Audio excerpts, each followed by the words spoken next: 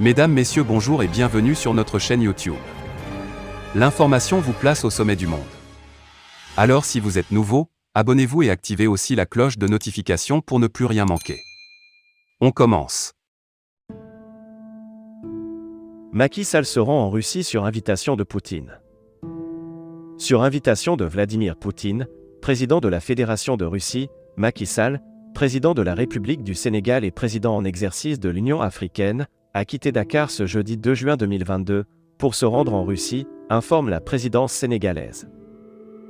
Le président sénégalais s'entretiendra demain, 3 juin, à Sotchi, avec le président Poutine.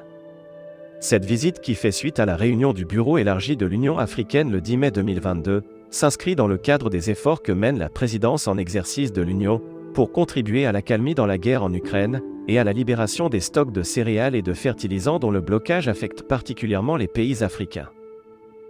Le président Macky Sall sera accompagné du président de la commission de l'EA, le Tchadien Moussa Faki Mahamat. Dans le même esprit, l'EA a accepté la demande du président Volodymyr Zelensky d'adresser un message à l'organisation par visioconférence, dont la date et les modalités seront convenues d'un commun accord, peut-on apprendre dans un communiqué officiel.